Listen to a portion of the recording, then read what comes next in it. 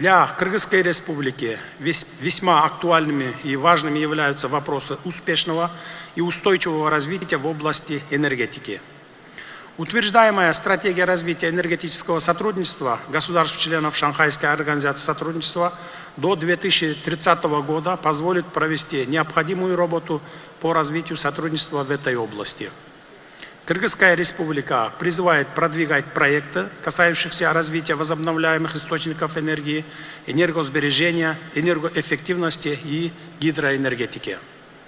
При этом интенсивное таяние ледников угрожает сокращением водных ресурсов, что негативно сказывается уже сейчас на состоянии сельского хозяйства и подводит нас к вопросу продовольственной безопасности.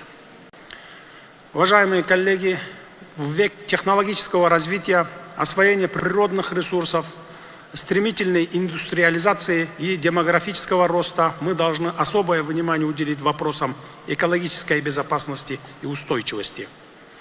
В целях достижения целей устойчивого развития, а также реализации национальных стратегий в вопросах экологической безопасности, уверен, что каждая из наших стран реализует определенные поставленные задачи.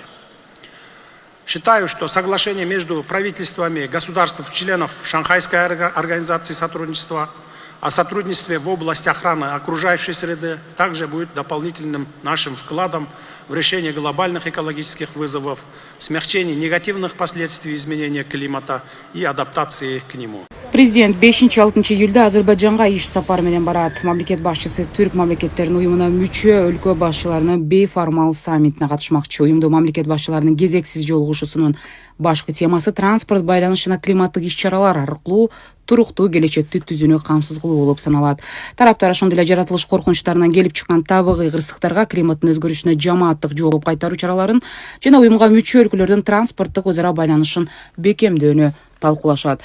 Беле кетсек, саммиттин ишине уюмдун катышуучу мамлекеттеринин Азербайджан, Казакстан, Өзбекстан мамлекет башчылары, Түркия Республикасы жана Венгриянын өкмөт башчылары катышат.